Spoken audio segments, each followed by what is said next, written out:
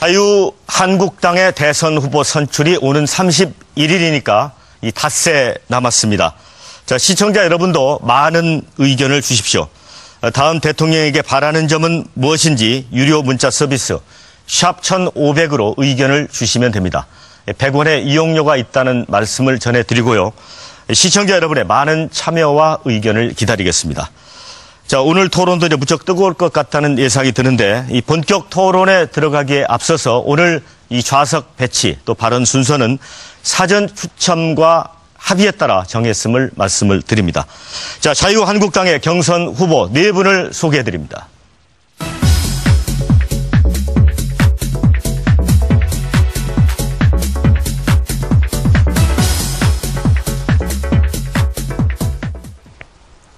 자, 4분 반갑습니다. 네. 예, 반갑습니다. 네. 자, 오늘 토론 시작은 후보님들에게 대선 키워드를 듣는 시간으로 마련을 했습니다. 내가 대통령이 된다면 대한민국에 무엇이 달라질 것인지 또 어떻게 변할 것인지 그런 의미를 키워드 형태로 담아주시면 되는데요. 먼저 김진태 후보님께 듣겠습니다. 한번 보여주실까요? 네. 지금 보니까 쾌도 남마 이렇게 쓰셨네요. 네, 먼저 이걸 들기 전에 오늘이 천안함 7주기입니다. 용사들의 명복을 빕니다. 그리고 요거는 쾌도 남마. 네. 네. 시작하는 거죠? 네, 설명하시죠. 예, 지금 얽힌 실타래처럼 하나 제대로 돌아가는 게 없습니다. 제가 대통령이 되면 정말 멋지게 쾌도 남마 쫙 이렇게 해결하겠습니다. 가까운 생활 공약으로 무슨 이런 수시 입학 이런 것도 다 폐지하고요. 사형 집행해서 흉악범 없애고요. 중국의 미세먼지 환경 부담금 받아내겠습니다. 확실히 하겠습니다. 네, 자 이인재 후보님. 예. 성장과 통일 이렇게 써주셨어요. 예. 지금 우리나라는 지금 성장이 멈춰가지고 온갖 고통이 국민들에게 가해지고 있고요. 또 이 분단, 이 지긋지긋한 분단 이거 해결하지 못해가지고 이런 안보 위기 겪고 있습니다. 제가 대통령이 되면은 강력한 사회 경제 개혁으로 성장의 불씨를 살리겠습니다. 또 정말 우리 민족의 역량을 합쳐가지고 반드시 이 통일의 문을 반드시 열겠습니다. 이 지긋지긋한 분단 이제 끝내겠습니다. 그 통일의 미래는 너무나 밝고 정말 축복 그 자체입니다. 반드시 그 시대를 열겠습니다. 네, 다음은 홍준표 후보님입니다. 네. 대란 대치 이렇게 써주셨어요. 지금 대한민국은 정치, 경제, 사회, 문화, 그리고 대북, 외교, 천하대란입니다. 이 혼란한 대한민국을 저에게 맡겨주시면 단기간에 나라를 안정시키고 국가가 재도약할 수 있는 그런 계기로 만들겠습니다. 대란대치라는 말은 청나라 옹정제가 한 말인데 만주족이 중국을 지배하면서 한족의 저항으로 어려울 때 대치로 나라를 안정시켰다는 그 뜻입니다. 네, 자 마지막으로 김관영 후보님입니다. 현장혁명 이렇게 써주셨어요. 혁명이라니까 놀라지 마십시오. 그러나 나라가 국민이 정치 때문에 너무 힘들어합니다. 그래서 대통령의 권한, 국회의 권력 과감히 현장으로 내려놓아야 됩니다. 그래서 국민이 살고 있는 현장에서 자기결정권이 이루어지도록 저는 현장 전문가입니다.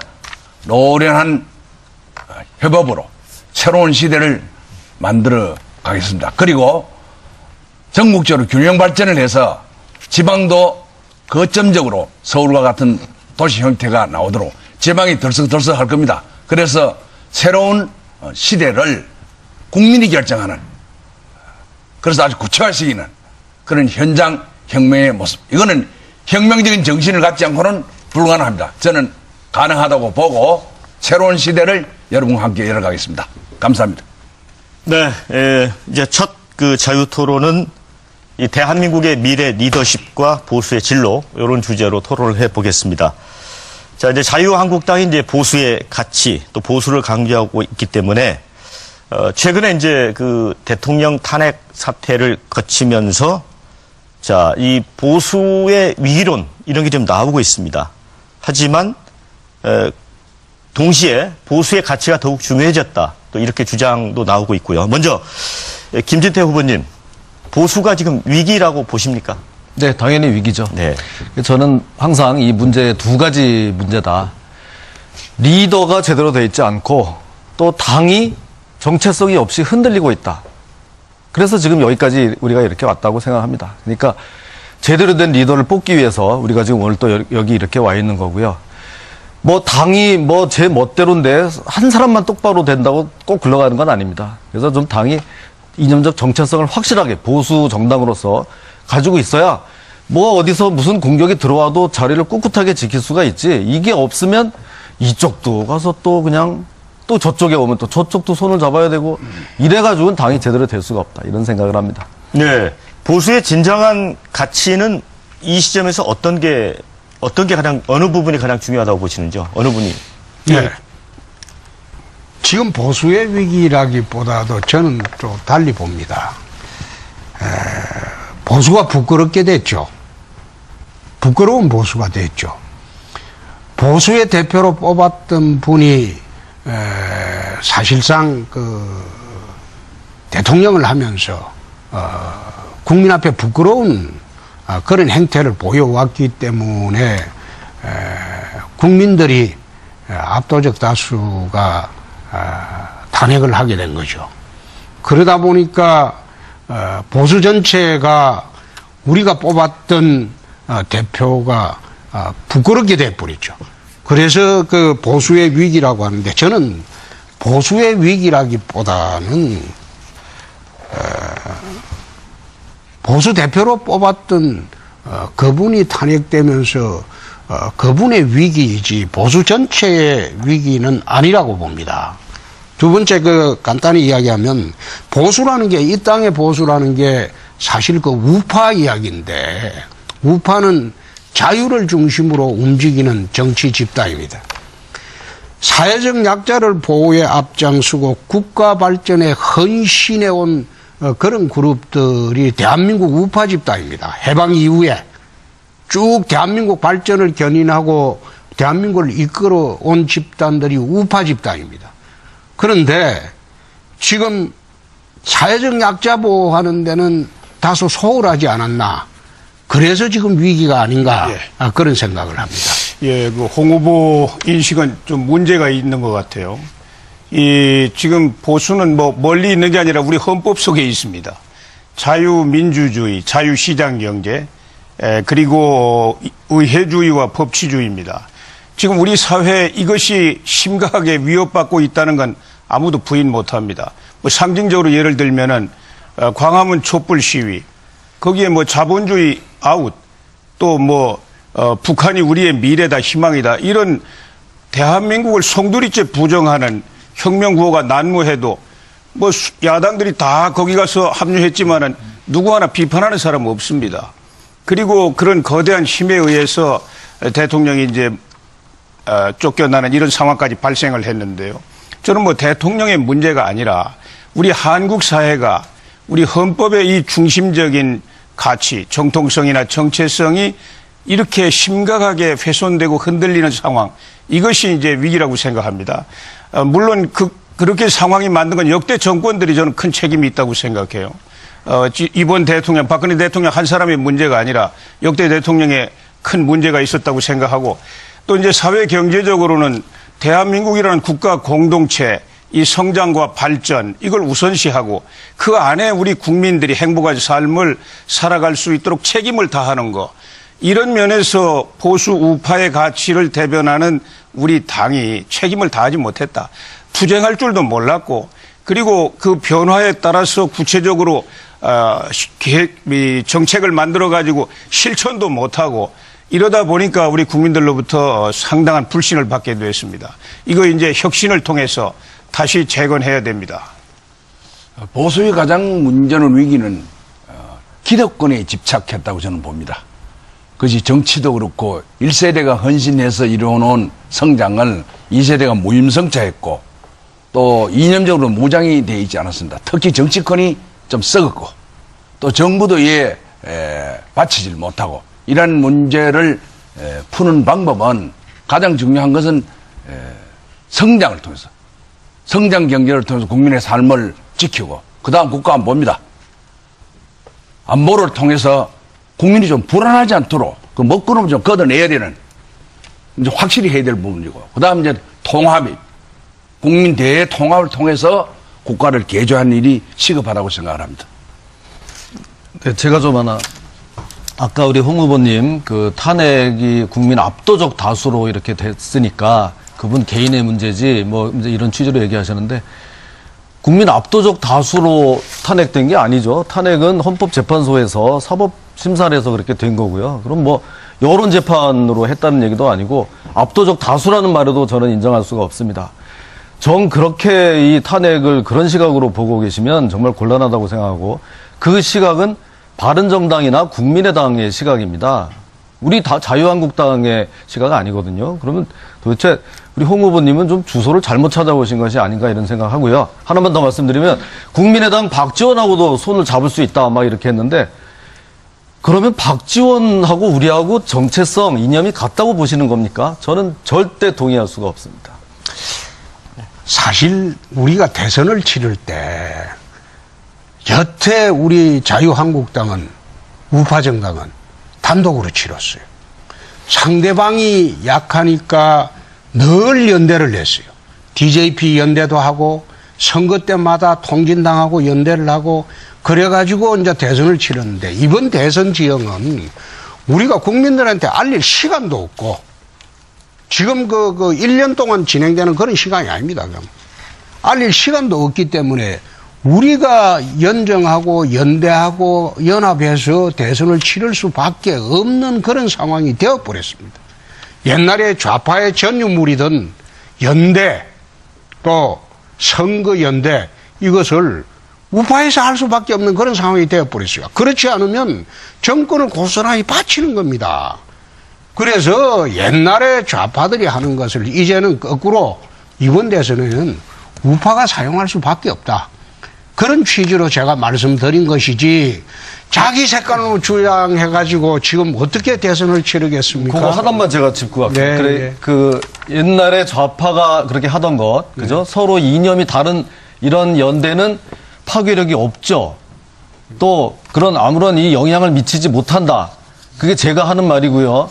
우리 홍 후보님이 옛날에 다 이 주장을 하셨던 거예요. 제가 찾아보니까. 그렇죠. 2010년도 그 지방선거 할 때 야당이 막 이렇게 연합하려고 하니까 아니 이념이 다른 데서 이거 해봐야 그게 무슨 소용이 있냐. 파괴력도 없다. 이렇게 말씀하셨는데 지금 똑같은 상황이에요. 아니, 우리가 박지원하고 이게 해봐야 그게 무슨 영향이 있겠어요. 아니요. 파괴력이 뭐가 있겠어요. 그래가지고 우리가 선거연대에 의해서 우리가 지방선거에 졌어요.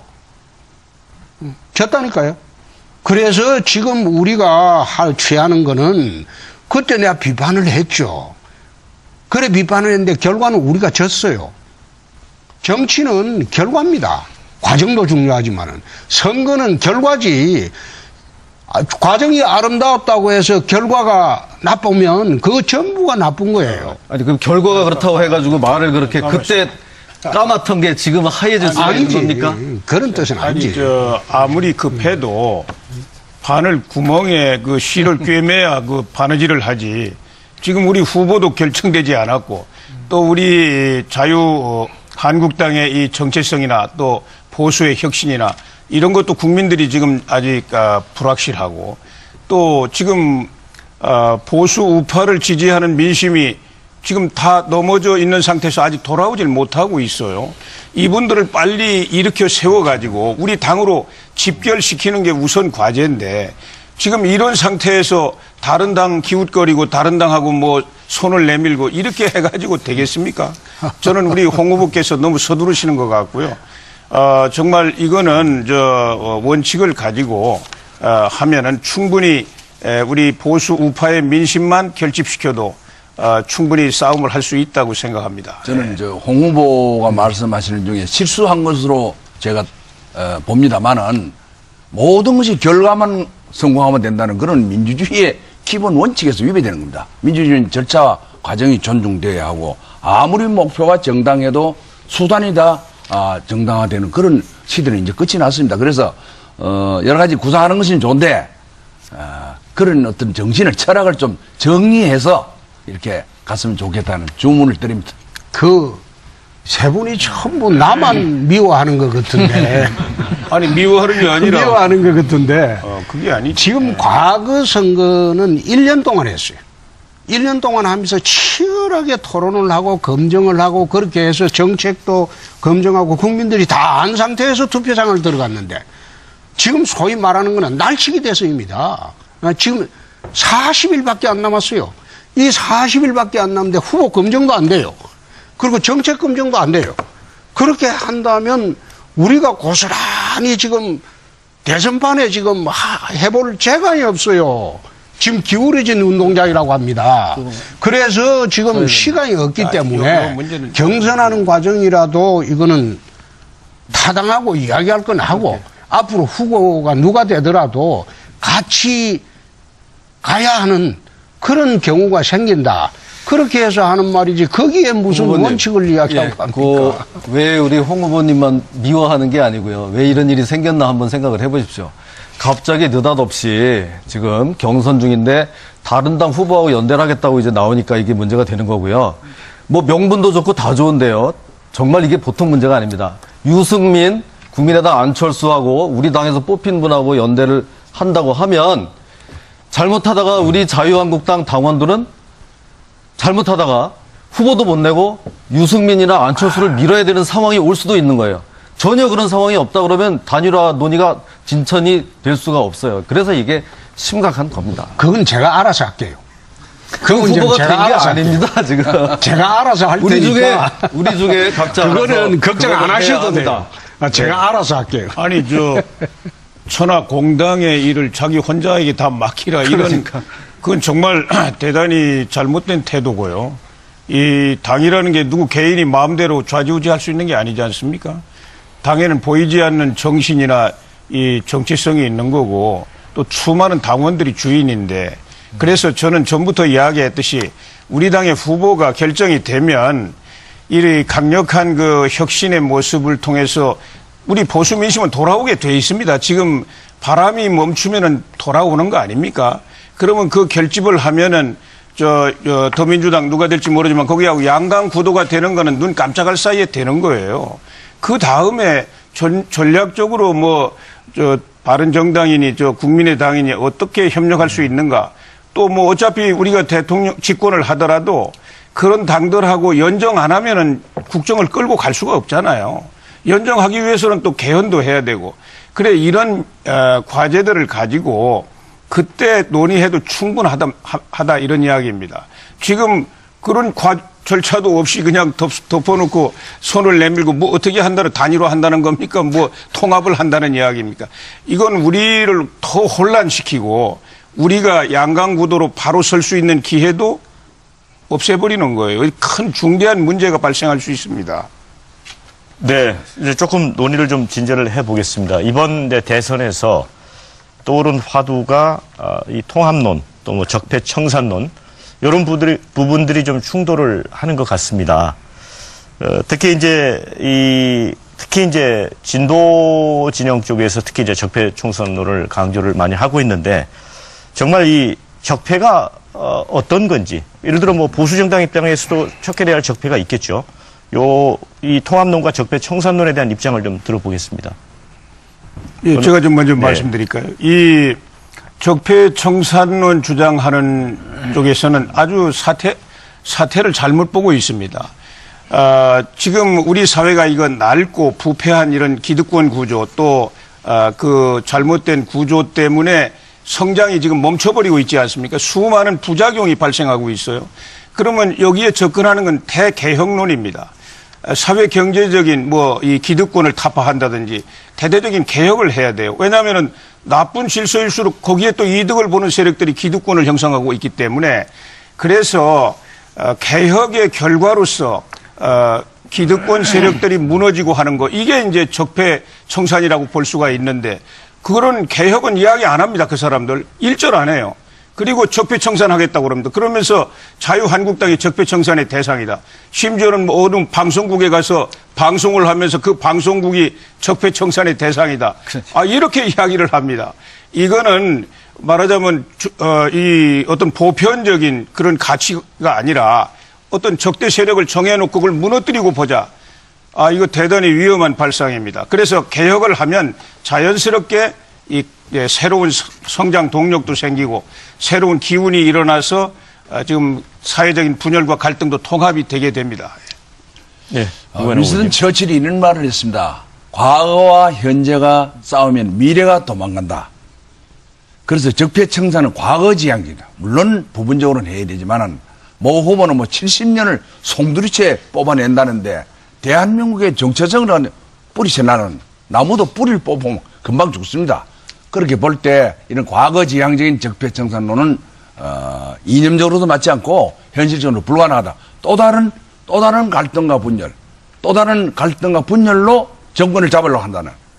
그래서 통합론은 저는 주장을 하는데 미래지향적이다. 저는 통합론 지지자입니다. 그래서 미래의 현장 리더십을 갖고 앞으로 가겠습니다. 많은 문제를 안아서 갈 수 있기를 바랍니다. 네, 김 후보님. 네네.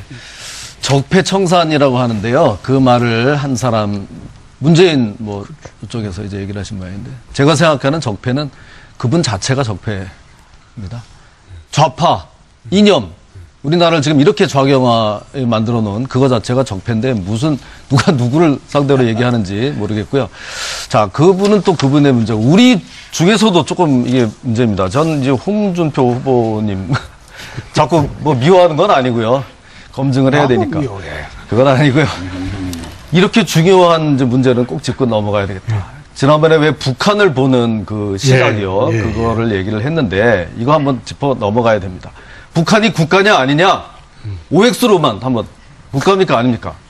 국제법상으로는 그거는 또 설명 한 시간을 드릴게요. 아니 그게 아니고 그래 물으면 안 되죠. 아니, 국가입니까 그래, 아닙니까? 애들도 아니고 그래 물으면 안 되지. 그럼 이따가 그럼 내 이야기를 제가 좀 마저 좀 얘기 좀 북한은 하겠습니다. 국제법상으로는 91년부터 국가입니다. 그러나 국내법상으로는 국가가 아니에요. 자, 국내 됐습니다. 헌법상으로는. 여기서요.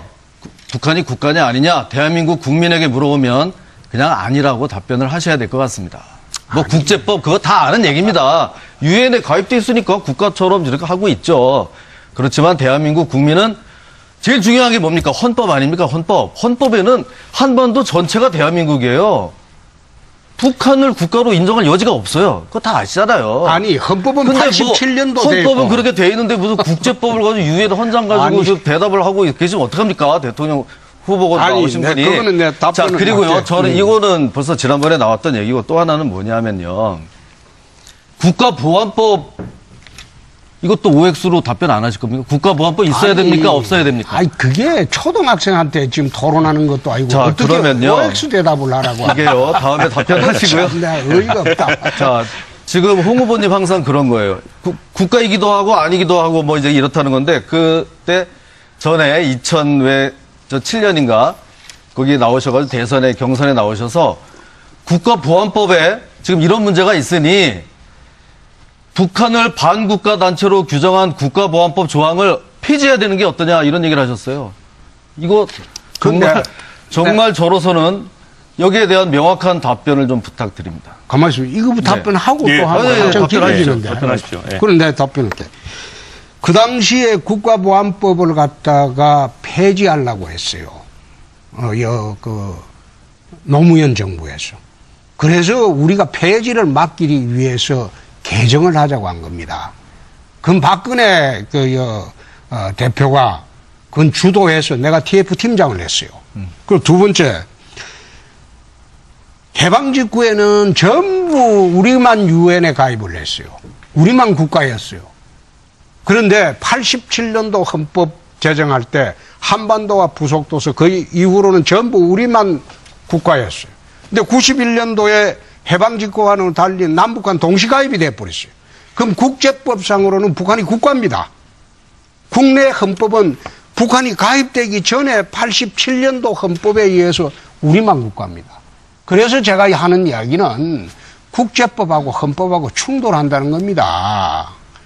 그 이야기를 한 것이지 그걸 두고 뭐 국가냐 아니냐 OX 묻는다는 게. 국가보안법 반국가단체 조항을 폐지해야 된다고 그럼 생각하시는 거예요? 폐지하면 안 되죠.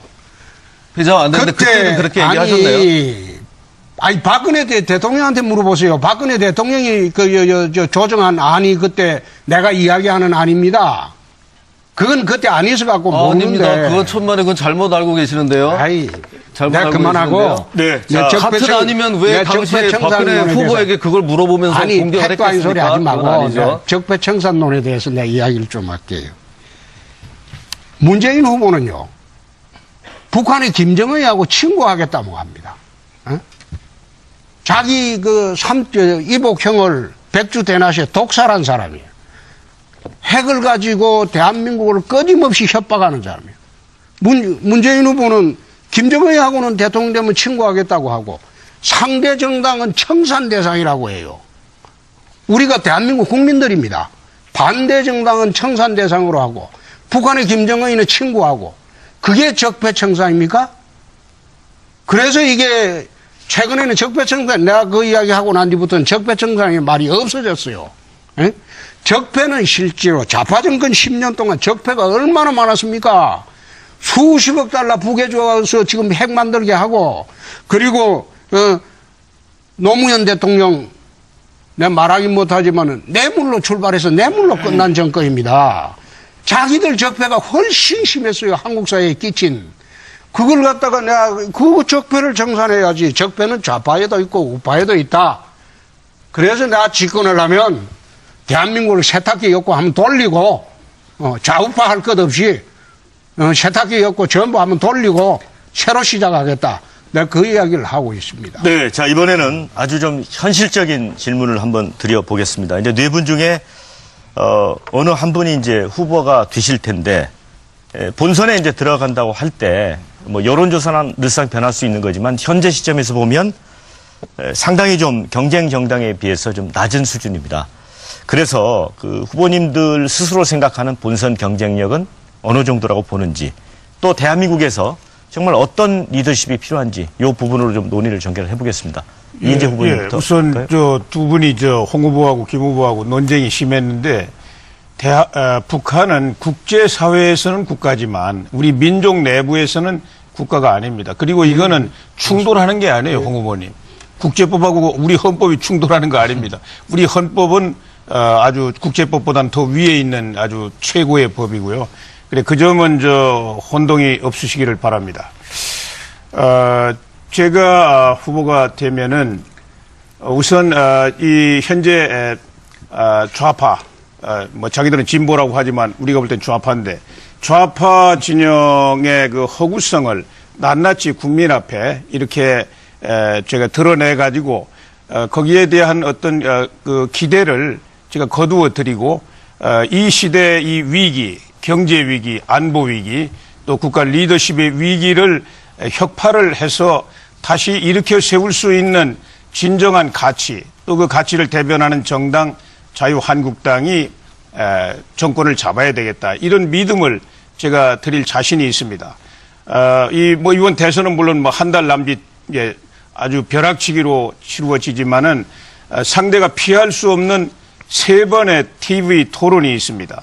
이 TV 토론에서 전 국민에게 지금 이 좌파 세력이 얼마나 허구인가, 무능하고 또 지금 뭐 이야기한 것처럼 자신들의 적폐가 지난 5년 동안 이 정권의 적폐보다 훨씬 더 크다는 걸 제가 국민들한테 이렇게 이 인식을 하게 함으로써 반드시 이번 대선을 승리로 이끌 수가 있습니다. 네. 이번 대선은 좌파와 우파의 싸움입니다.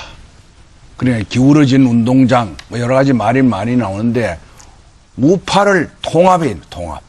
그 단계가 있는데 홍후보처럼 미리 가가지고만 설치는 바람에 언론에 많이 두드려 맞는데 앞으로는 다 되거든. 그렇게 좀 해주세요. 예. 그래 지금 시간이 없어요. 아마 시간이 없어도 절차가 있어야 되지. 이거 결정도 안 되는데 혼자 돌아다니니까 전부 다 국민도 이상해 보고 뭐 한국당이 뭐 저 꼬라지가 저 모양이냐 이런 얘기도 나오는데 좀 주의했으면 좋겠다는 뭐 아주 훌륭하시니까 알아서 하시겠지만 그래서 이거는 좌파 패권주의가 집권할 가능성이 높으니까 거기에 대한 우파들이 전부 결집을 해야 됩니다. 도리 없습니다. 도리 없이 다시 하고 그래서 그런 현장은 저는 정치에 진 빚이 하나도 없습니다. 정치가 나라를 이 모양을 만들었으니까 현장에서 일생을 보낸 사람이 야전에서의 어떤 노련한 그런 배상호의 물길을 잘 알듯이 국민이 바라는 안정입니다. 불안해요 도대체. 북한이 침범하는 것 같기도 하고 핵폭탄이 터지는 것 같기도 하고 뭐 민생이 구멍가게도 문을 닫아 취직은 안 되지. 이런 나라를 좀 안정적인 국면으로 통합을 해서 개조를 해야 되겠다. 그런 생각을 합니다. 그게 제가 제일 적임자가 아니겠느냐. 국민 여러분 좀 지켜봐 주시기 바랍니다. 네, 그러니까 좀 구체적으로 자신만의 특장점이랄까요? 이런 측면에서 좀 말씀을 해주셨으면 좋겠습니다. 네, 제가 말씀드릴까요? 네. 당연히 자신 있죠. 문재인 도대체 뭐 왜 그렇게 다니면서 그러는 겁니까? 뭘 믿고요? 뭐 전직 초선 의원 아닙니까? 저는 뭐 지금도 두 번째 하고 있으니까 제가 오히려 더 훨씬 낫다 이런 생각하고 그 구시대 인물입니다. 구시대. 소위 좌파 패권주의. 노무현의 사람 아닙니까? 그때 그렇게 나라를 망쳐놓고 무슨 낯을 들고 그때 뭐 비서실장 했던 분이 또 나와가지고 뭘 하겠다고 그러는지 저는 정말 참 개탄스럽고요. 저 그렇습니다. 뭐 그야말로 아무데도 빚진 데 없습니다.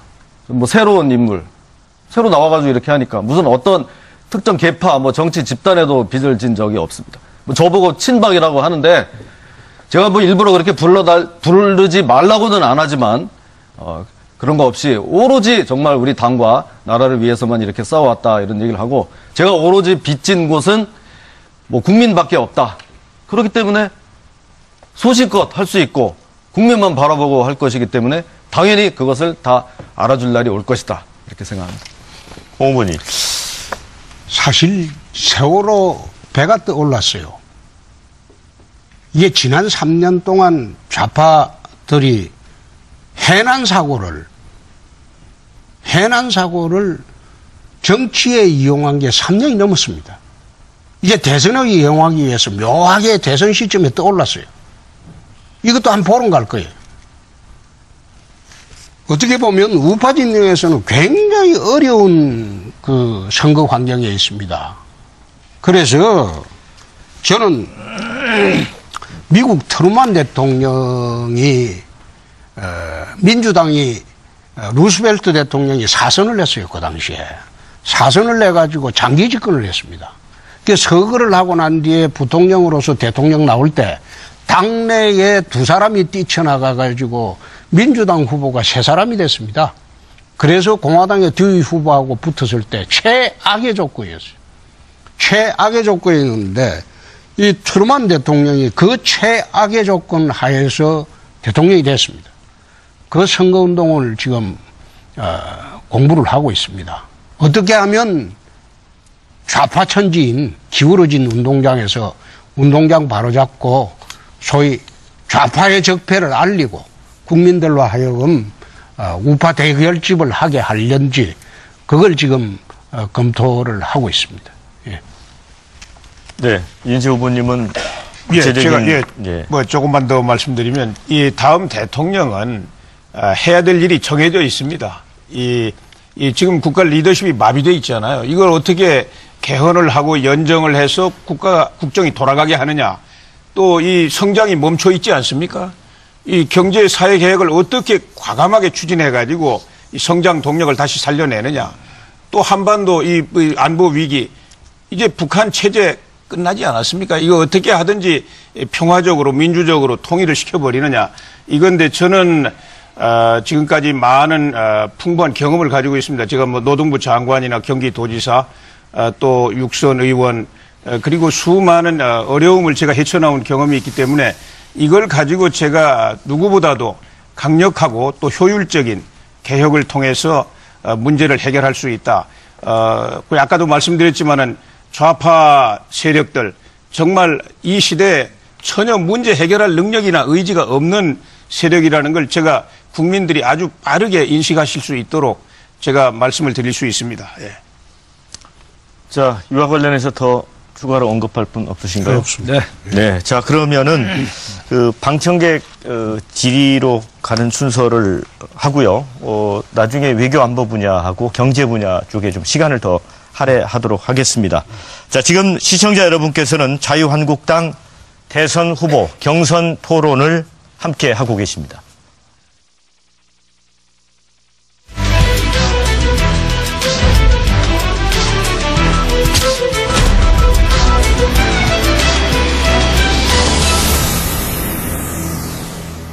자, 이제 토론 분위기를 좀 바꿔 보겠습니다. 이제 이 자리에 방청석에 한 50여 분의 국민들이 나와 계십니다.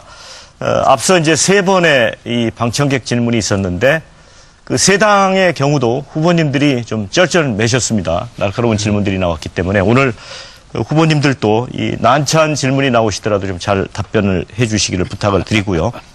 이 사전 합의한 순서에 따라서 먼저 이인재 후보께 첫 질문이 가게 되어 있습니다.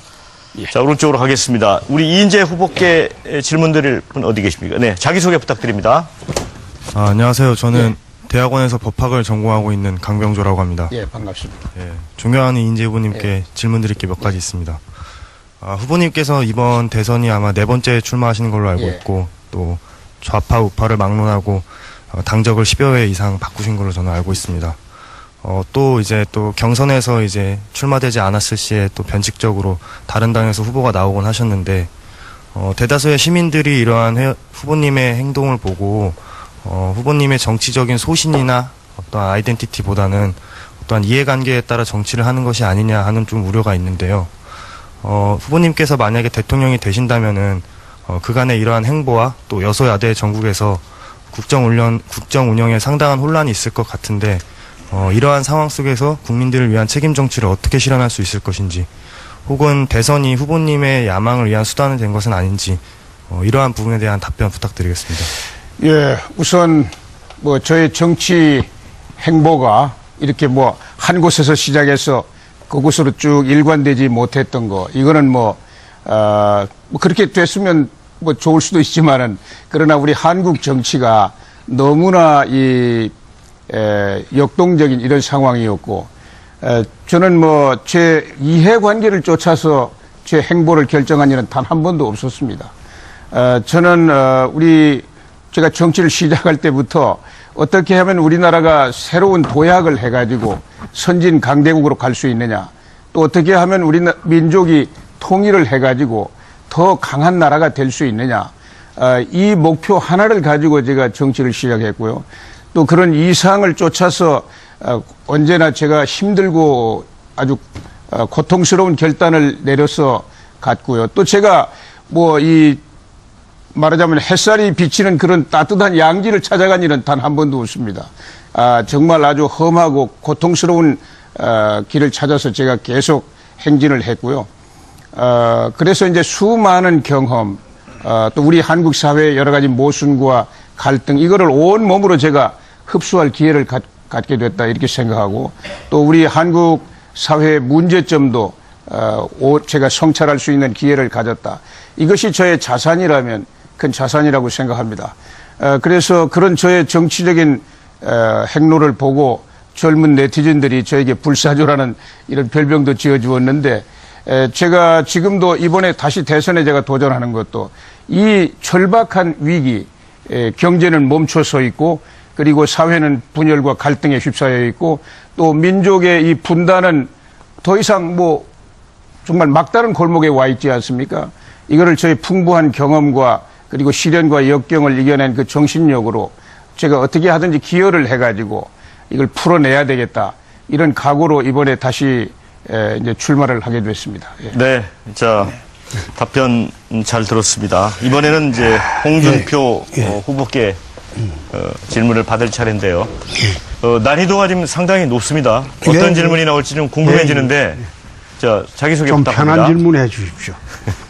예, 안녕하십니까. 사랑하는 조국 대한민국의 평화와 번영을 염원하는 대학생 박강현입니다. 홍준표 후보님께서는 언론으로부터 홍트럼프라는 별명을 얻으실 정도로 그 파격적이고 직설적인 발언들로 화제가 되신 바 있습니다. 이렇게 홍트럼프라는 별명은 결단력 있고 자국민을 우선시한다는 긍정적인 면들도 있으나, 한편으로는 최근에 그 고 노무현 대통령 자살 관련 발언과 같이 많은 오해와 미움을 낳기도 합니다. 대통령이 되신다면은 여소야대의 상황에 직면하실 수밖에 없으신데 어떻게 반대 세력들을 통합하시고 또 협치를 실현하실지 궁금합니다. 우선 그게 저보고 막말한다 그 이야기가 많이 나오는데, 제가 정치를 22년을 했습니다. 언제나 정치 시작하면서 아침에 일어나면 전날 일어났던 대한민국 모든 현안에 대해서 입장 정리를 합니다. 입장 정리를 하는 버릇이 22년째입니다. 저한테 물으면 거침없는 답변이 나갑니다. 기자가 누가 어느 순간에 물어도 그것은 22년간 몸에 익은 겁니다. 막말이 아니고 팩트를 좀 거칠게 표현할 때가 있죠. 네? 노무현 대통령 그 자살한 거 사실이잖아요. 그 팩트잖아요. 그분들한테는 신격화되고 우상화되어 있었을지 모르지만은 저한테는 정치적 반대자에 불과합니다. 전직 대통령이지만은. 그러면 얼마든지 그 있는 그대로 사실을 말할 수 있는데 그걸 막말했다, 뭐, 그래 이야기하고 품격 이야기하고 그래 이야기하는 거는 내가 좀 억울하다. 이런 생각이고. 두 번째, 야당은요, 미국 대통령은 대통령 취임을 하면 의회와의 조율하는 것을 최대의 과제로 합니다.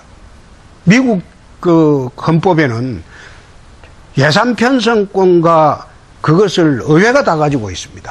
법률안 제청권도 정부에 없습니다. 우리나라는 예산 편성권, 정부안 제청권이 정부에 있는데 미국은 그거 자체가 없습니다. 모든 것이 의회에서 이루어집니다. 그러니까 대통령이 당선이 되면 다수당이나 소수당이나 간에 의회 지도자들하고 조찬, 오찬, 만찬을 통해서 언제나 정책을 조율합니다. 그런데 우리나라 대통령은 여의도 출신인데, 국회의원 출신인데, 대통령이 되고 나면 여의도가 지긋지긋한 동네거든요. 저도 4번을 해봤는데, 치 떨리는 동네예요. 그러니까 청와대에 누구라도 들어가 버리면 여의도는 안 봅니다. 정무수석이라고 내세운 사람은 국회의원 떨어진 사람 정무수석 하거든요. 그 사람은 또 국회의원 떨어졌기 때문에 여의도 오질 않아요. 창피해서. 그러니까 소통이 안 돼요. 그래서 제가 대통령이 되면 정무장관 제도를 부활하겠습니다. 정무장관 제도를 부활해서 야당 다수당의 정무장관을 임명을 하고 야당과 늘 소통을 해서 국가정책을 조율하고 그렇게 해서 미국식으로 여의도와 소통하는 그런 대통령이 되도록 하겠습니다. 네. 자, 이번에는 김관용 후보님 질문을 받겠습니다. 어느 분이신가요? 네, 소개 부탁드립니다. 예, 안녕하십니까. 저는 경기도 광명의 이진기고요. 이번 대선은 역대 대선하고 좀 차이점이 2가지가 있는 것 같습니다. 네. 도민들이 선출한 자치단체장들께서 역대 어느 선거보다 많이 나오셨어요. 네, 그렇죠. 그리고 두 번째는 여기 김진태 후보도 계시지만 50대 이 젊은 상대적으로 젊으신 분들이 좀 많이 나온 그런 선거 같습니다. 그런 관점에서 보면은 우리 김관용 후보님의 약점이라고 하면 이제 연세가 좀 많으시다. 그렇죠. 그리고 특이하게도 구미시장도 이제 3선을 하셨고요. 그다음에 또 도지사도 또 3선을 하셨답니다. 그런데 그 활동 경력에 비해서는 인지도나 그런 지지율에서 좀 미미하지 않느냐. 그래서 과연 본선에 나가셨을 때 이제 표의 확장성, 과연 20대, 30대, 그 다음에 부동층을 이렇게 흡수할 수 있는 그 확장성이 있느냐, 그런 부분이 좀 염려가 되거든요. 그런 부분에 대해서 어떻게 대처하실 건지 말씀해 주십시오. 굉장히 어려운 질문을 현실적으로 하시네요. 홍 후보보다 굉장히 어려워요, 문제가.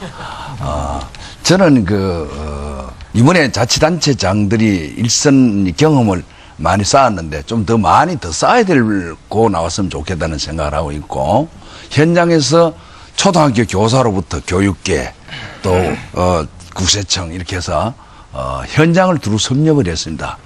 지금 문제는 중앙에서 문제가 생기는 건데, 이게 탄핵도 그렇고 경제도 그렇고 중앙정치권이 오염이 돼 있고 또 중앙정부가 문제가 돼 있는 겁니다, 이게. 그래서 이것을 과감하게 지방으로 내려놔라. 왜? 그 현장에 문제와 답이 있다. 제가 경험을 했으니까 20년, 23년이라면. 그래서 만나고 또 때로는 비판도 받고 또 그렇게 했습니다. 이제 한번 경상북도에 한번 오시면 저 위치를 좀 정확히 아실 것 같은데 시간이 없어서 미안합니다만은 제가 아주 태권도도 고단자입니다. 아주 나이에 비해서 아주 건강하잖아요. 그래서 제가 지사하고 어떤 사람은 저보고 말을 막 놔요. 말을 하대는 하는데 나이를 먹고 아이고 잘못했다 이런. 저는 건강한 부모님으로부터 잘 받아서 문제가 없고 그런 오랜한 현장의 대화, 소통 지금 소통이 안 돼서 이 나라가 난리가 난 거 아닙니까?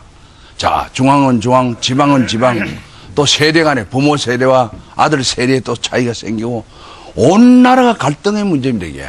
에너지가 구분이 되고 특히 남북 대체 하에서 또 북한 또 외국 관계는 더하고 저는 해외를 많이 다녔습니다. 투자 유치, 문화 수출, 또 새마을 세계화, 아프리카 빈곤, 유엔 사업 반총장하고 같이 해서 다니고 뭐 이런 경험이 이제는 좀 몸서리 나는 겁니다, 국민들이. 아, 정치건 보기 싫은 거예요. 텔레비 들으면 끄고 이러니까 저같이 현장에서 경험을 쌓은 오랜한 지도자가 나와서 통화해본 모습을 갖고 이 나라를 다시 개조해야 됩니다, 지금. 옛날에 있는 것을 뭐 뜯어고치 이런 게 아니라 확 바꿔야 됩니다. 그래서 제가 처음 모두 발언도 현장 혁명이라고 한 것은 이제는 이 많은 광장 정치의 그런 주장을 담아서 개헌을 해서 저는 한 3년 하면 가능할 것 같아요. 그래서 대통령이 국민이 선택을 한다면 저는 3년만 딱 하고 그 안에 전부 제도를 바꾸고 정리를 하고 또 해서 그 다음 대통령이 일을 할 수 있도록 틀을 만드는 데 기여를 할 것이다. 그런 각오를 하고 있습니다. 네. 자, 이제 마지막으로 김진태 후보께 질문을 받겠습니다. 자, 자기소개 부탁합니다. 예, 안녕하세요. 목동에서 학생들을 가르치고 있는 김성주입니다. 김진태 후보님은 검사 출신의 보수정당의 대선 후보로서 누구보다도 일관된 목소리를 내며 박근혜 전 대통령의 지지자로부터 어느 정도의 지지를 받고 있는 것 같습니다.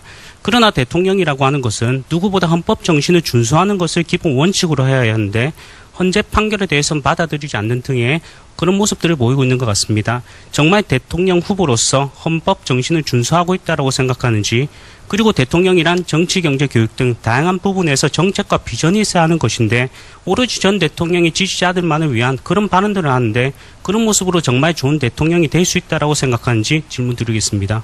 네. 뭐 좀 예리한 질문인 것 같지만 저는 뭐 그렇게 어렵지 않습니다. 항상 생각하는 거기 때문에 제가 박근혜 전 대통령님 때문만 나온 건 아닙니다. 제가 물론 그분 좋아하고 지금까지도 존경하고 있지만 그분 때문만에 대통령 나온 건 아닙니다. 뭐 그렇게 할 수가 있겠어요? 그래도 대선에 나왔다는 친구가 뭐 그렇게 미래를 보고 이렇게 해야지 당연한 얘기고요. 자, 이제 헌재 판결 또 얘기하고 그런데 또 뭐 입장을 또 얘기 안 할 수는 없습니다. 보이는 거를 뭐 그냥 가슴 속에서 잊어버리거나 안 보이는 것처럼 투명인간처럼 하면서 나는 미래로만 간다. 이게 이렇게 공허하게는 할 수 없는 거 아닙니까? 그래서 이제 얘기는 또 하는데 헌법 그거를 뭐 인정하지 않는다는 거 절대 아니죠. 절대 아니죠. 이미 다 인정해서 다 사조로 들어가셨으니까 그 문제는 끝난 겁니다. 그렇지만 아무것도 다 문제없이 싹 다 봉합됐느냐? 그거는 아니죠. 헌재 결정에 대해서도 뭐 자유로운 비판 뭐 할 수 있는 거예요. 민주국가에서. 또 이제 검찰 수사도 남아있어요. 그러니까 거기에 대해서 입장은 또 분명히 해야 된다 이런 생각을 하는 거고요. 박근혜 전 대통령님이 헌법 질서를 안 지켰다 그래가지고 파면까지 됐는데 문재인 후보는 무슨 뭐 특정 방송사가 뭐가 잘못됐다 그러고 뭐 어떤 사람은 바꿔야 된다 그러고 그 자체로 헌법 질서 위반 아니에요? 이런 식으로 해서 만에 하나 대통령이 돼도 바로 파면 사유예요, 이거는. 그러니까 좀 우리 국민 여러분들도 균형을 가지고 이거를 봐주셔야 됩니다. 마지막으로 짧게. 그럼 제가 도대체 여기 왜 이렇게 나왔냐? 제가 바로 적폐청산하러 나온 거예요. 우파고 좌파고 이런 게 너무 쌓여가지고 좀 아무것도 빚지지 않은 사람, 원칙과 소신을 지켜온 사람, 젊은 사람, 되는 건 되는 거고 안 되는 건 안 되는 거, 좀 이런 원칙을 가지고 있는 사람이 나와서 제대로 한번 이끌어보고 싶습니다. 네, 자, 네 분 후보님이 아주 날카로운 질문에 답변을 뭐 적절하게 좀 잘 하신 것 같습니다. 좀 분위기를 이제 바꿔 보겠습니다. 저희가 그 각 후보들에게 내 인생에서 아주 특별하고 또 스스로를 상징할 수 있는 사진을 한 장씩 좀 들고 나와 주십사 이렇게 부탁을 드렸습니다. 제일 먼저 순서상 우리 홍준표 후보님의 내 인생의 한 장면 함께 보겠습니다. 후보님 보여주실까요? 예. 자, 이게 이제 4~5살 때 예. 초가집인 것 같아요. 가족 사진이죠? 그렇습니다. 네. 저희 어머니시고, 네. 요게 저고, 요게 이제 작은 누나고. 사진을 조금 세워주시겠어요? 예, 네네. 예. 저는 제 아버님이 무학입니다. 아예 뭐 학교를 다니시지 않았고 저희 어머님은 문맹입니다. 글자를 몰라요. 그래서 대구서 제가 중학교 다닐 때 시내 나가면 집에 올 때 내 버스 번호만 가르쳐 줍니다. 엄마 어디 가시거든 버스 번호만 보고 오라고. 저는 제 인생의 멘토를 제 어머니로 알고 살았습니다. 제 어머니가 참 어려운 환경 하에서 저를 키워주셨고, 그러기 때문에 저는 뭐 세종대왕, 뭐 이순신, 뭐 김구 선생, 내 인생의 멘토는 내 엄마입니다. 그래서 저는 어머님이 돌아가신 지가 이제 한 20년 됐죠. 아버님이 41살이고 어머님이 39대 저를 늦게 아들 하나 낳았다고 합니다. 아들 하나 낳았는데 아버님은 돌아가신 지가 40년이 됐고 40년이 넘었고 그렇지만은 저는 교양 경상남도 지사로 가서 늘 한 달에 한 번 이상 어머님 산소에 갑니다. 가서 제가 하고 싶은 답답했던 이야기는 산소 가서 앞에 앉아서 소주 한잔 하면서 털어놓고 오곤 합니다. 이번에 후보 나오기 전에도 내 산소 가서 대통령 나간다. 그 저희 어머님은 뭐 아시겠어요? 살아계셔서도 대통령이라는 게 엄청난 자리인 줄 아는데 제가 고등학교 졸업할 때 저희 아버님은 대학까지하고 국어공무원 시험 치라고 했어요. 네. 동네 면석이 하자. 네. 같이 살자. 네. 그런 이야기를 하셨는데 그래서 저는 평생을 살면서 저희 인생의 멘토는 내 엄마입니다. 네. 자, 김관용 후보님. 네. 그 사진은 젊으셨을 때 사진인데 굉장히 미남이셨네요. 가운데 열차 앞이죠, 열차. 예, 열차할 때는 모자를 쓰는 사람이 네. 접니다. 이분은 아니고. 아, 그분인 줄 알았습니다, 제가. 아니고.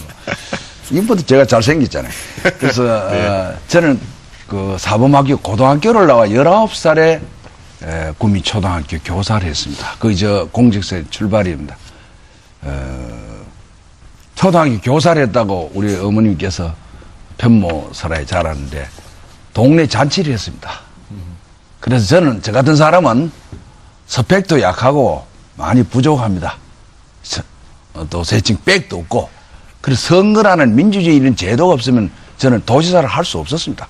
대통령 후보로도 나올 수도 없었고 그래서 이 열차를 아주 완행열차인데 흑백 사진 하나 찾아냈습니다. 이 선생님들이고 손님들인데 저는 열차에서 주고받는 얘기를 통해서 대학을 가야 되겠구나. 학점 얘기를 하고 영어 얘기를 하니까 뭐 좀 자존심도 상하고 또 어떤 사람은 뭐 고시를 했다고 이런 얘기도 하고 뭐 이래서 이거 한번 해보면 안 되겠나. 그래 생각이 되었습니다.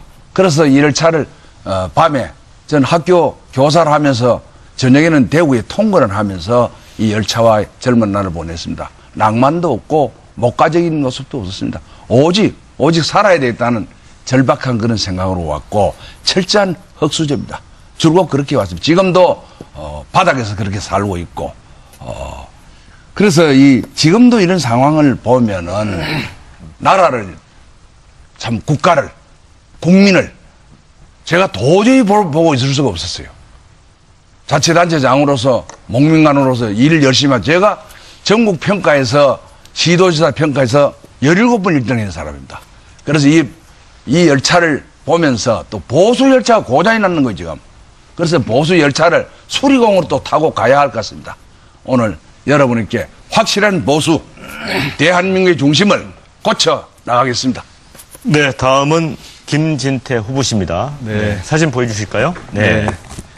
이게 지금 이제 태극기 집회에 나갔던 사진인데요. 우리 이제 저를 도와주는 직원들은 뭐 사진 하나 골라오라 그랬더니 또 무조건 태극기 집회. 예, 좋지만 다른 후보님들처럼 훈훈하게 저도 좀 지난 옛날 이야기도 좀 간단히 드리겠습니다. 제 아버지, 어머니 지금 이렇게 다 돌아가시는데요. 아버지는 군인이셨고 어머니는 학교 선생님이셨습니다. 아버지 정말 무서우셨고 옛날 6.25 참전용사 화랑무공훈장을 2개나 받고 지금 국립대전현충원에 이렇게 계십니다.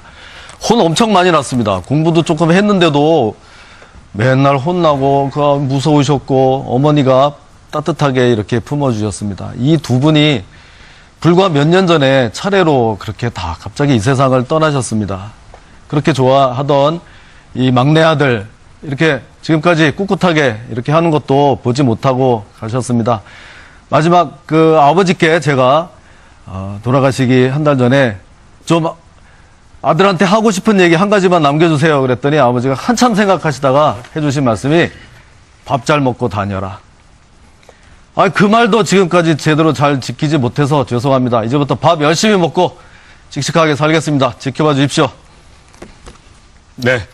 다음은 이인재 후보님입니다. 이게 지금 그 신문 기사인데 90년에 3당 합당 그렇습니다. 그 3당 사진인가요? 합당 때 사진이고 여기 네. 있는 게 당시 통일민주당 대변인으로 있던 저입니다. 그때 몇 살이었습니까? 그때 뭐 아주 젊었죠. 27년 전입니다. 네. 우리 자유한국당 보수 우파의 적통정당인데 출발은 바로 이때입니다. 그래서 이때를 제가 너무 좀 잊질 못하고 있어서 가지고 나왔는데요.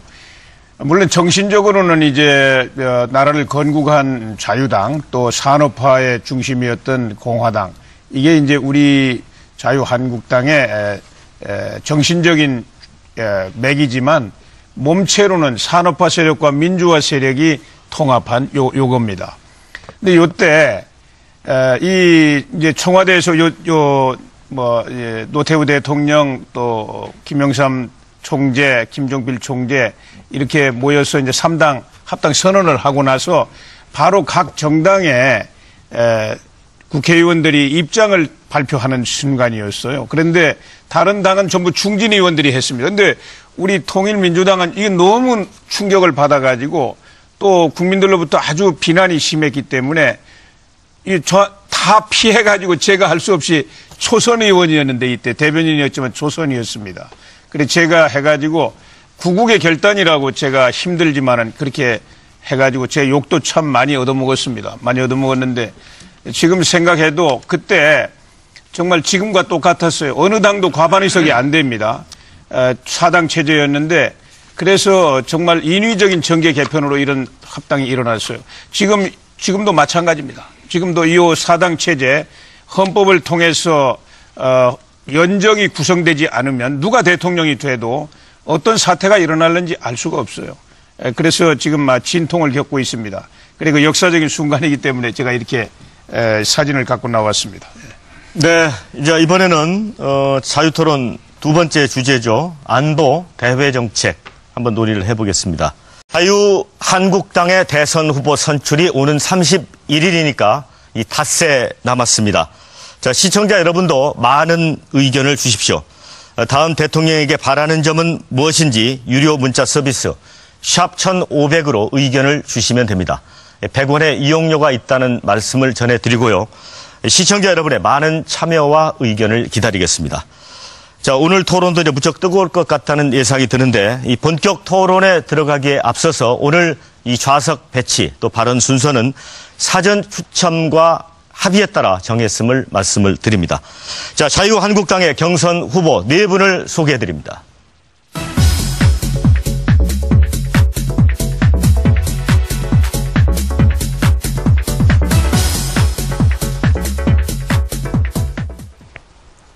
자, 4분 반갑습니다. 네. 예, 반갑습니다. 네.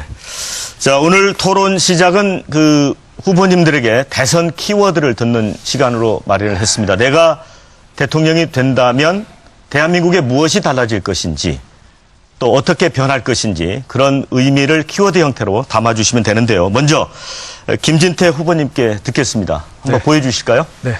지금 보니까 쾌도 남마 이렇게 쓰셨네요. 네, 먼저 이걸 들기 전에 오늘이 천안함 7주기입니다. 용사들의 명복을 빕니다. 그리고 요거는 쾌도 남마. 네. 네. 시작하는 거죠? 네, 설명하시죠. 예, 지금 뭐 얽힌 실타래처럼 뭐 하나 제대로 돌아가는 게 없습니다. 제가 대통령이 되면 정말 멋지게 쾌도 남마 쫙 이렇게 해결하겠습니다. 뭐 가까운 생활 공약으로 무슨 뭐 이런 수시 입학 이런 것도 다 폐지하고요. 사형 집행해서 흉악범 없애고요. 중국의 미세먼지 환경 부담금 받아내겠습니다. 확실히 하겠습니다. 네, 자 이인재 후보님. 예. 성장과 통일 이렇게 써주셨어요. 예. 지금 우리 나라는 지금 성장이 멈춰가지고 온갖 고통이 국민들에게 가해지고 있고요. 또 이 분단, 이 지긋지긋한 분단 이거 해결하지 못해가지고 이런 안보 위기 겪고 있습니다. 제가 대통령이 되면은 강력한 사회 경제 개혁으로 성장의 불씨를 살리겠습니다. 또 정말 우리 민족의 역량을 합쳐가지고 반드시 이 통일의 문을 반드시 열겠습니다. 이 지긋지긋한 분단 이제 끝내겠습니다. 그 통일의 미래는 너무나 밝고 정말 축복 그 자체입니다. 반드시 그 시대를 열겠습니다. 네, 다음은 홍준표 후보님입니다. 네. 대란 대치 이렇게 써주셨어요. 지금 그 대한민국은 정치, 경제, 사회, 문화, 그리고 대북, 외교, 천하대란입니다. 이 혼란한 대한민국을 저에게 맡겨주시면 단기간에 나라를 안정시키고 국가가 재도약할 수 있는 그런 계기로 만들겠습니다. 대란대치라는 말은 청나라 옹정제가 한 말인데 만주족이 중국을 지배하면서 한족의 저항으로 어려울 때 대치로 나라를 안정시켰다는 그 뜻입니다. 네, 자 마지막으로 김관영 후보님입니다. 현장혁명 이렇게 써주셨어요. 혁명이라니까 뭐 놀라지 마십시오. 그러나 나라가 국민이 정치 때문에 너무 힘들어합니다. 그래서 대통령의 권한, 국회의 권력 과감히 현장으로 내려놓아야 됩니다. 그래서 국민이 살고 있는 현장에서 자기결정권이 이루어지도록 저는 현장 전문가입니다. 노련한 협업으로 새로운 시대를 만들어 가겠습니다. 그리고 전국적으로 균형 발전을 해서 지방도 거점적으로 서울과 같은 도시 형태가 나오도록 지방이 들썩들썩 할 겁니다. 그래서 새로운 시대를 국민이 결정하는, 그래서 아주 구체화시키는 그런 현장 혁명의 모습. 이거는 혁명적인 정신을 갖지 않고는 불가능합니다. 저는 가능하다고 보고 새로운 시대를 여러분과 함께 열어가겠습니다. 감사합니다. 네, 이제 첫 그 자유토론은 이 대한민국의 미래 리더십과 보수의 진로 이런 주제로 토론을 해보겠습니다. 자, 이제 자유한국당이 이제 보수의 가치 또 보수를 강조하고 있기 때문에 최근에 이제 그 대통령 탄핵 사태를 거치면서 자, 이 보수의 위기론 이런 게 좀 나오고 있습니다. 하지만 동시에 보수의 가치가 더욱 중요해졌다. 또 이렇게 주장도 나오고 있고요. 먼저 김진태 후보님, 보수가 지금 위기라고 보십니까? 네, 당연히 위기죠. 네. 저는 항상 이 문제 두 가지 문제다. 리더가 제대로 돼 있지 않고 또 당이 정체성이 없이 흔들리고 있다. 그래서 지금 여기까지 우리가 이렇게 왔다고 생각합니다. 그러니까 제대로 된 리더를 뽑기 위해서 우리가 지금 오늘 또 여기 이렇게 와 있는 거고요. 뭐 당이 뭐 제 멋대로인데 한 사람만 똑바로 된다고 꼭 굴러가는 건 아닙니다. 그래서 좀 당이 이념적 정체성을 확실하게 보수 정당으로서 가지고 있어야 뭐 어디서 무슨 공격이 들어와도 자리를 꿋꿋하게 지킬 수가 있지. 이게 없으면 이쪽도 가서 또 그냥 또 저쪽에 오면 또 저쪽도 손을 잡아야 되고 이래가지고는 당이 제대로 될 수가 없다. 이런 생각을 합니다. 네. 보수의 진정한 가치는 이 시점에서 어떤 게 가장 우리만 유엔에 가입을 했어요. 우리만 국가였어요. 그런데 87년도 헌법 제정할 때 한반도와 부속도서 그 이후로는 전부 우리만 국가였어요. 근데 91년도에 해방직후와는 달리 남북한 동시가입이 돼버렸어요. 그럼 국제법상으로는 북한이 국가입니다. 국내 헌법은 북한이 가입되기 전에 87년도 헌법에 의해서 우리만 국가입니다. 그래서 제가 하는 이야기는 국제법하고 헌법하고 충돌한다는 겁니다. 그 이야기를 한 것이지 그걸 두고 뭐 됐고요. 국가냐 아니냐 OX 묻는다는 게. 국가보안법 반국가단체 조항을 폐지해야 된다고 생각하시는 그럼 폐지하면 안 되죠. 회장 안 되는데 그때는 그렇게 얘기하셨네요. 아니 박근혜 대통령한테 물어보세요. 박근혜 대통령이 조정한 안이 그때 내가 이야기하는 안입니다. 그건 그때 아니서 갖고 모르는데. 아닙니다. 그건 천만에 그건 잘못 알고 계시는데요. 아이, 잘못 내가 알고 그만하고. 네. 같은 아니면 왜 당시에 박근혜 후보에게 그걸 물어보면서 공격을 택도 아닌 소리 하지 했겠습니까? 말고 적폐청산론에 대해서 내가 이야기를 좀 할게요. 문재인 후보는요. 북한의 김정은하고 친구하겠다고 합니다. 어? 자기 이복형을 백주 대낮에 독살한 사람이에요. 핵을 가지고 대한민국을 끊임없이 협박하는 사람이에요. 문재인 후보는 김정은하고는 대통령 되면 친구하겠다고 하고 상대 정당은 청산 대상이라고 해요. 우리가 대한민국 국민들입니다. 반대 정당은 청산 대상으로 하고 북한의 김정은이는 친구하고 그게 적폐청산입니까? 그래서 이게 최근에는 적폐청산, 내가 그 이야기하고 난 뒤부터는 적폐청산의 말이 없어졌어요. 에? 적폐는 실제로 좌파 정권 10년 동안 적폐가 얼마나 많았습니까? 수십억 달러 북에 줘서 지금 핵 만들게 하고, 그리고 노무현 대통령, 내가 말하기 못하지만은 뇌물로 출발해서 뇌물로 끝난 정권입니다. 자기들 적폐가 훨씬 심했어요. 한국 사회에 끼친. 그걸 갖다가 내가 그 적폐를 정산해야지. 적폐는 좌파에도 있고 우파에도 있다. 그래서 내가 집권을 하면 대한민국을 세탁기 엮고 한번 돌리고 좌우파 할 것 없이 세탁기 엮고 전부 한번 돌리고 새로 시작하겠다. 내가 그 이야기를 하고 있습니다. 네, 자 이번에는 아주 좀 현실적인 질문을 한번 드려보겠습니다. 이제 네 분 중에 어느 한 분이 이제 후보가 되실 텐데 본선에 이제 들어간다고 할 때 뭐 여론조사는 늘상 변할 수 있는 거지만 현재 시점에서 보면 상당히 좀 경쟁 정당에 비해서 좀 낮은 수준입니다. 그래서 그 후보님들 스스로 생각하는 본선 경쟁력은 어느 정도라고 보는지 또 대한민국에서 정말 어떤 리더십이 필요한지 이 부분으로 좀 논의를 전개를 해보겠습니다. 이인재 후보님부터. 우선 저 두 분이 홍 후보하고 김 후보하고 논쟁이 심했는데 북한은 국제사회에서는 국가지만 우리 민족 내부에서는 국가가 아닙니다. 그리고 이거는 충돌하는 게 아니에요, 홍 후보님. 국제법하고 우리 헌법이 충돌하는 거 아닙니다. 우리 헌법은 아주 국제법보다는 더 위에 있는 아주 최고의 법이고요. 그래 그 점은 혼동이 없으시기를 바랍니다. 제가 후보가 되면은 우선 이 현재 좌파 뭐 자기들은 진보라고 하지만 우리가 볼 땐 좌파인데 좌파 진영의 그 허구성을 낱낱이 국민 앞에 이렇게 제가 드러내 가지고 거기에 대한 어떤 그 기대를 제가 거두어 드리고 이 시대의 이 위기, 경제 위기, 안보 위기, 또 국가 리더십의 위기를 혁파를 해서 다시 일으켜 세울 수 있는 진정한 가치, 또 그 가치를 대변하는 정당 자유한국당이 정권을 잡아야 되겠다. 이런 믿음을 제가 드릴 자신이 있습니다.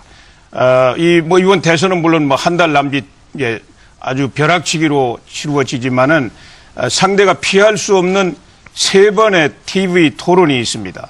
이 TV 토론에서 전 국민에게 지금 이 좌파 세력이 얼마나 허구인가, 무능하고 또 지금 뭐 이야기한 것처럼 자신들의 적폐가 이번 지난 5년 동안 이 정권의 적폐보다 훨씬 더 크다는 걸 제가 국민들한테 이렇게 이 인식을 하게 함으로써 반드시 이번 대선을 승리로 이끌 수가 있습니다. 네. 이번 대선은 좌파와 우파의 싸움이다.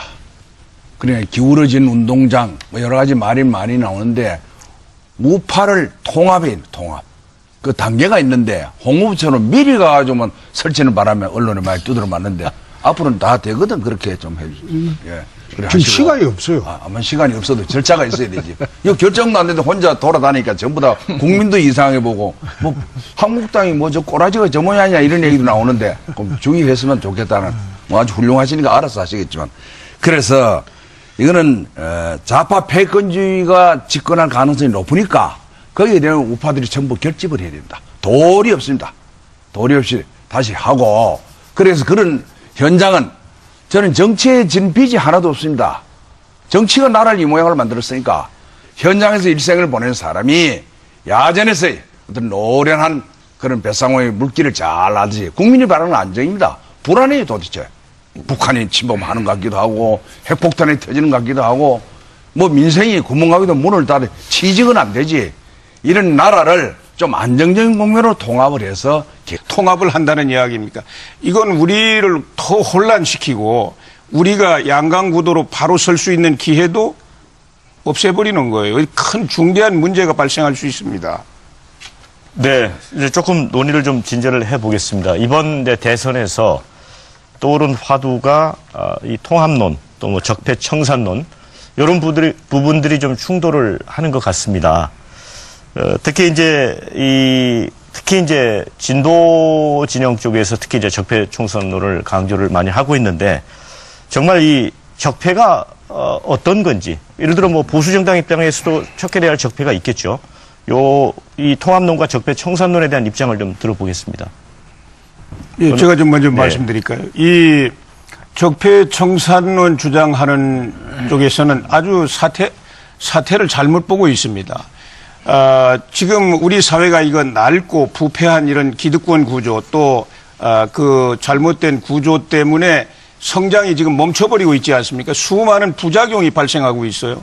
그러면 여기에 접근하는 건 대개혁론입니다. 사회 경제적인 이 기득권을 타파한다든지 대대적인 개혁을 해야 돼요. 왜냐하면은 나쁜 질서일수록 거기에 또 이득을 보는 세력들이 기득권을 형성하고 있기 때문에 그래서 개혁의 결과로서 기득권 세력들이 무너지고 하는 거 이게 이제 적폐청산이라고 볼 수가 있는데 그런 개혁은 이야기 안 합니다. 그 사람들 일절 안 해요. 그리고 적폐청산하겠다고 그럽니다. 그러면서 자유한국당이 적폐청산의 대상이다. 심지어는 어느 방송국에 가서 방송을 하면서 그 방송국이 적폐청산의 대상이다. 이렇게 이야기를 합니다. 이거는 말하자면 이 어떤 보편적인 그런 가치가 아니라 어떤 적대 세력을 정해놓고 그걸 무너뜨리고 보자. 이거 대단히 위험한 발상입니다. 그래서 개혁을 하면 자연스럽게 새로운 성장 동력도 생기고 새로운 기운이 일어나서 지금 사회적인 분열과 갈등도 통합이 되게 됩니다. 네. 윈스턴 처칠이 이런 말을 했습니다. 과거와 현재가 싸우면 미래가 도망간다. 그래서 적폐청산은 과거지향적이다. 물론 부분적으로는 해야 되지만은 모 후보는 70년을 송두리째 뽑아낸다는데 대한민국의 정체성을 뿌리쳐 나는 나무도 뿌리를 뽑으면 금방 죽습니다. 그렇게 볼 때 이런 과거지향적인 적폐청산론은 이념적으로도 맞지 않고 현실적으로 불가능하다. 또 다른 갈등과 분열로 정권을 잡으려고 한다는. 그래서 통합론은 저는 주장을 하는데 미래지향적이다. 저는 통합론 지지자입니다. 그래서 미래의 현장 리더십을 갖고 앞으로 가겠습니다. 많은 문제를 안아서 갈 수 있길 바랍니다. 네, 김 후보님. 네네. 적폐청산이라고 하는데요. 그 말을 한 사람, 문재인 그쪽에서 이제 얘기를 하신 모양인데, 제가 생각하는 적폐는 그분 자체가 적폐입니다. 좌파, 이념, 우리나라를 지금 이렇게 좌경화에 만들어 놓은 그거 자체가 적폐인데 누가 누구를 상대로 얘기하는지 모르겠고요. 자, 그분은 또 그분의 문제고, 우리 중에서도 조금 이게 문제입니다. 전 이제 홍준표 후보님, 자꾸 미워하는 건 아니고요. 검증을 해야 되니까. 그건 아니고요. 이렇게 중요한 문제는 꼭 짚고 넘어가야 되겠다. 지난번에 왜 북한을 보는 그 시각이요. 그거를 얘기를 했는데 이거 한번 짚어 넘어가야 됩니다. 북한이 국가냐 아니냐? OX로만 한번 국가입니까 아닙니까? 국제법상으로는 그거는 또 설명 한 시간을 드릴게요. 아니 그게 아니고 그래 물으면 안 되죠. 국가입니까? 그래 애들도 아니고 그래 물으면 안 되지. 그럼 이따가 그럼 내가 이야기를 제가 좀 마저 좀 얘기 좀 하겠습니다. 북한은 국제법상으로는 91년부터 국가입니다. 그러나 국내법상으로는 국가가 아니에요. 자, 국내 헌법상으로는. 여기서요. 북한이 국가냐 아니냐 대한민국 국민에게 물어보면 그냥 아니라고 답변을 하셔야 될 것 같습니다. 국제법 그거 다 아는 얘기입니다. 유엔에 가입돼 있으니까 국가처럼 이렇게 하고 있죠. 그렇지만 대한민국 국민은 제일 중요한 게 뭡니까? 헌법 아닙니까? 헌법에는 한반도 전체가 대한민국이에요. 북한을 국가로 인정할 여지가 없어요. 그거 다 아시잖아요. 아니 헌법은 근데 87년도 헌법은 그렇게 돼 있는데 무슨 국제법을 가지고 유엔 헌장 가지고 아니. 저 대답을 하고 계시면 어떡합니까? 대통령 후보가 아니, 나오신 분이. 그거는 내 답변은 자, 그리고요. 맞게. 저는 이거는 벌써 지난번에 나왔던 얘기고 또 하나는 뭐냐면요. 국가보안법 이것도 OX로 답변 안 하실 겁니까? 국가보안법 있어야 아니, 됩니까? 없어야 됩니까? 아니 그게 초등학생한테 지금 토론하는 것도 아니고 자, 어떻게 그러면요. OX 대답을 하라고. 이게요. 다음에 답변하시고요. 네, 의의가 없다. 자, 지금 홍 후보님 항상 그런 거예요.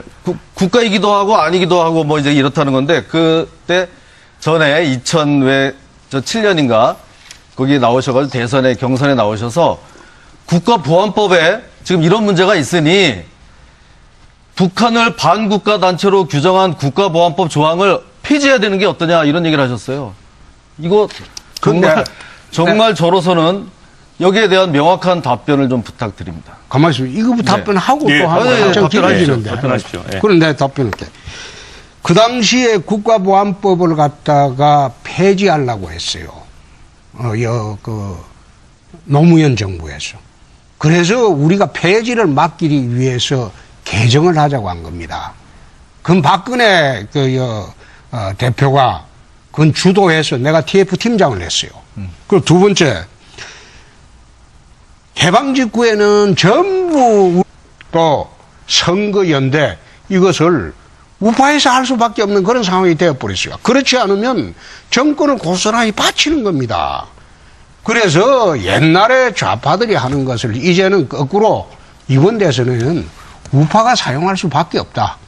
그런 취지로 제가 말씀드린 것이지 자기 색깔로 주장해가지고 지금 어떻게 대선을 치르겠습니까? 그거 하나만 제가 짚고 갈게요. 네, 그래, 네. 그 옛날에 좌파가 그렇게 하던 것, 그죠? 서로 이념이 다른 이런 연대는 파괴력이 없죠. 또 그런 아무런 이 영향을 미치지 못한다. 그게 제가 하는 말이고요. 우리 홍 후보님이 옛날에 다 이 주장을 하셨던 거예요. 제가 찾아보니까. 그렇죠. 2010년도 그 지방선거 할 때 야당이 막 이렇게 연합하려고 하니까 아니 이념이 다른 데서 이거 해봐야 그게 무슨 소용이 있냐. 파괴력도 없다. 이렇게 말씀하시는데 지금 똑같은 상황이에요. 아니, 우리가 박지원하고 이게 해봐야 그게 무슨 영향이 있겠어요. 아니요. 파괴력이 뭐가 있겠어요. 그래가지고 우리가 선거연대에 의해서 우리가 지방선거에 졌어요. 졌다니까요. 그래서 지금 우리가 취하는 거는 그때 내가 비판을 했죠. 그래 비판을 했는데 결과는 우리가 졌어요. 정치는 결과입니다. 과정도 중요하지만은 선거는 결과지. 과정이 아름다웠다고 해서 결과가 나쁘면 그거 전부가 나쁜 거예요. 아니 그럼 결과가 그렇다고 해가지고 말을 그렇게 그때 까맣던 게 지금 하얘질 수 있는 아니지. 겁니까? 그런 뜻은 아니지. 아무리 급해도 바늘 구멍에 그 실을 꿰매야 그 바느질을 하지. 지금 우리 후보도 결정되지 않았고 또 우리 한국당의 이 정체성이나 또 보수의 혁신이나 이런 것도 국민들이 지금 아직 불확실하고 또 지금 보수 우파를 지지하는 민심이 지금 다 넘어져 있는 상태에서 아직 돌아오질 못하고 있어요. 이분들을 빨리 일으켜 세워가지고 우리 당으로 집결시키는 게 우선 과제인데 지금 이런 상태에서 다른 당 기웃거리고 다른 당하고 뭐 손을 내밀고 이렇게 해가지고 되겠습니까? 저는 우리 홍 후보께서 너무 서두르시는 것 같고요. 정말 이거는 원칙을 가지고 하면은 충분히 우리 보수 우파의 민심만 결집시켜도 충분히 싸움을 할 수 있다고 생각합니다. 저는 홍 후보가 말씀하시는 중에 실수한 것으로 제가 봅니다만은 모든 것이 결과만 성공하면 된다는 그런 민주주의의 기본 원칙에서 위배되는 겁니다. 민주주의는 절차와 과정이 존중되어야 하고 아무리 목표가 정당해도 수단이 다 정당화되는 그런 시대는 이제 끝이 났습니다. 그래서 여러 가지 구상하는 것은 좋은데 그런 어떤 정신을 철학을 좀 정리해서 이렇게 갔으면 좋겠다는 주문을 드립니다. 그 세 분이 전부 나만 미워하는 것 같은데. 아니 미워하는 게 아니라 미워하는 것 같은데. 그게 아니지. 지금 과거 선거는 1년 동안 했어요. 1년 동안 하면서 치열하게 토론을 하고 검증을 하고 그렇게 해서 정책도 검증하고 국민들이 다 안 상태에서 투표장을 들어갔는데 지금 소위 말하는 거는 날치기 대선입니다. 지금 40일밖에 안 남았어요. 이 40일밖에 안 남는데 후보 검증도 안 돼요.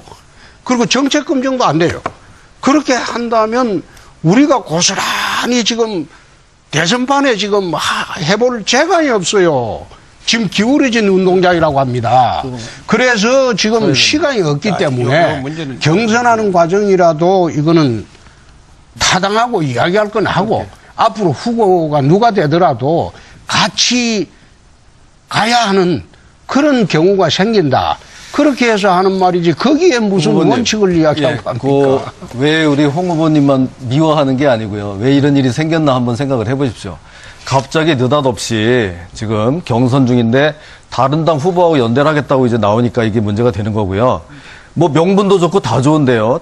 정말 이게 보통 문제가 아닙니다. 유승민, 국민의당 안철수하고 우리 당에서 뽑힌 분하고 연대를 한다고 하면 잘못하다가 우리 자유한국당 당원들은 잘못하다가 후보도 못 내고 유승민이나 안철수를 밀어야 되는 상황이 올 수도 있는 거예요. 전혀 그런 상황이 없다 그러면 단일화 논의가 진전이 될 수가 없어요. 그래서 이게 심각한 겁니다. 그건 제가 알아서 할게요. 그 후보가 된 게 아닙니다, 지금. 제가 알아서 할 테니까. 우리 중에 각자 그거는 걱정 안 하셔도 돼요. 제가 알아서 할게요. 아니, 천하 공당의 일을 자기 혼자에게 다 맡기라. 그건 정말 대단히 잘못된 태도고요. 이 당이라는 게 누구 개인이 마음대로 좌지우지할 수 있는 게 아니지 않습니까? 당에는 보이지 않는 정신이나 이 정체성이 있는 거고 또 수많은 당원들이 주인인데 그래서 저는 전부터 이야기했듯이 우리 당의 후보가 결정이 되면 이 강력한 그 혁신의 모습을 통해서 우리 보수 민심은 돌아오게 돼 있습니다. 지금 바람이 멈추면은 돌아오는 거 아닙니까? 그러면 그 결집을 하면은 더민주당 누가 될지 모르지만 거기하고 양강 구도가 되는 거는 눈 깜짝할 사이에 되는 거예요. 그 다음에 전략적으로 바른정당이니 국민의당이니 어떻게 협력할 수 있는가. 또 어차피 우리가 대통령 집권을 하더라도 그런 당들하고 연정 안 하면은 국정을 끌고 갈 수가 없잖아요. 연정하기 위해서는 또 개헌도 해야 되고. 그래 이런 과제들을 가지고 그때 논의해도 충분하다 이런 이야기입니다. 지금 그런 절차도 없이 그냥 덮어놓고 손을 내밀고 어떻게 한다는 단위로 한다는 겁니까? 부분이 가장 중요하다고 보시는죠? 어느 분이? 네. 지금 보수의 위기라기보다도 저는 좀 달리 봅니다. 보수가 부끄럽게 됐죠. 부끄러운 보수가 됐죠. 보수의 대표로 뽑았던 분이 사실상 대통령을 하면서 국민 앞에 부끄러운 그런 행태를 보여왔기 때문에 국민들이 압도적 다수가 탄핵을 하게 된 거죠. 그러다 보니까 보수 전체가 우리가 뽑았던 대표가 부끄럽게 돼버렸죠. 그래서 그 보수의 위기라고 하는데 저는 보수의 위기라기보다는 보수 대표로 뽑았던 그분이 탄핵되면서 그분의 위기이지 보수 전체의 위기는 아니라고 봅니다. 두 번째 간단히 이야기하면 보수라는 게 이 땅의 보수라는 게 사실 우파 이야기인데 우파는 자유를 중심으로 움직이는 정치 집단입니다. 사회적 약자를 보호에 앞장서고 국가 발전에 헌신해온 그런 그룹들이 대한민국 우파 집단입니다. 해방 이후에 쭉 대한민국 발전을 견인하고 대한민국을 이끌어 온 집단들이 우파 집단입니다.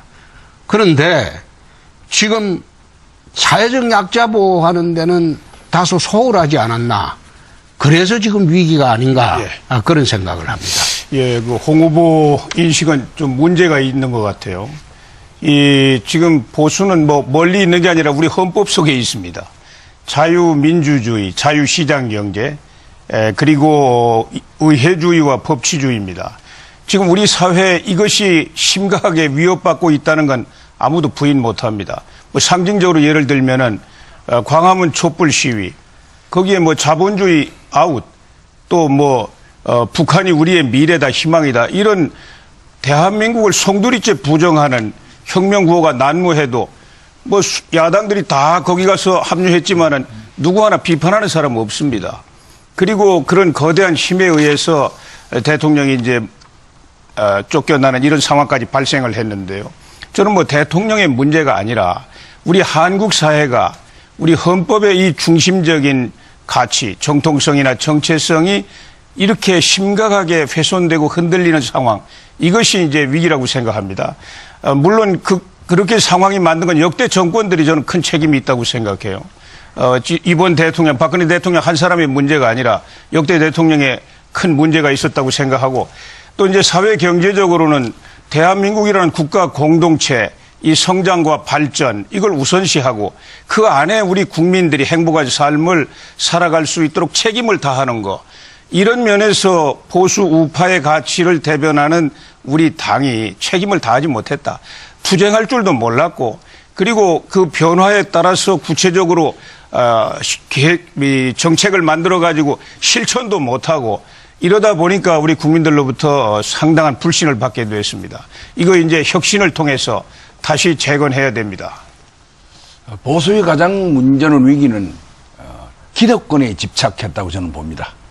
그것이 정치도 그렇고 1세대가 헌신해서 이루어놓은 성장을 2세대가 무임승차했고, 또 이념적으로 무장이 되어 있지 않았습니다. 특히 정치권이 좀 썩었고, 또 정부도 이에 받치질 못하고, 이런 문제를 푸는 방법은 가장 중요한 것은 성장을 통해서, 성장 경제를 통해서 국민의 삶을 지키고, 그 다음 국가 안보입니다. 안보를 통해서 국민이 좀 불안하지 않도록 그 먹구름을 좀 걷어내야 되는, 이제 확실히 해야 될 부분이고, 그 다음 이제 통합이, 국민 대통합을 통해서 국가를 개조하는 일이 시급하다고 생각을 합니다. 네, 제가 좀 하나, 아까 우리 홍 후보님 그 탄핵이 국민 압도적 다수로 이렇게 됐으니까 그분 개인의 문제지 뭐 이제 이런 취지로 얘기하셨는데, 국민 압도적 다수로 탄핵된 게 아니죠. 탄핵은 헌법재판소에서 사법심사를 해서 그렇게 된 거고요. 그럼 뭐 여론재판으로 했다는 얘기도 아니고 압도적 다수라는 말에도 저는 인정할 수가 없습니다. 정 그렇게 이 탄핵을 그런 시각으로 보고 계시면 정말 곤란하다고 생각하고, 그 시각은 바른정당이나 국민의당의 시각입니다. 우리 다 자유한국당의 시각은 아니거든요. 그러면 도대체 우리 홍 후보님은 좀 주소를 잘못 찾아오신 것이 아닌가 이런 생각하고요. 하나만 더 말씀드리면, 국민의당 박지원하고도 손을 잡을 수 있다 막 이렇게 했는데, 그러면 박지원하고 우리하고 정체성, 이념이 같다고 보시는 겁니까? 저는 절대 동의할 수가 없습니다. 사실 우리가 대선을 치를 때 여태 우리 자유한국당은, 우파정당은 단독으로 치렀어요. 상대방이 약하니까 늘 연대를 했어요. DJP 연대도 하고, 선거 때마다 통진당하고 연대를 하고, 그래가지고 이제 대선을 치렀는데, 이번 대선 지형은 우리가 국민들한테 알릴 시간도 없고, 지금 그 1년 동안 진행되는 그런 시간이 아닙니다. 그럼 알릴 시간도 없기 때문에 우리가 연정하고 연대하고 연합해서 대선을 치를 수밖에 없는 그런 상황이 되어버렸습니다. 옛날에 좌파의 전유물이던 연대,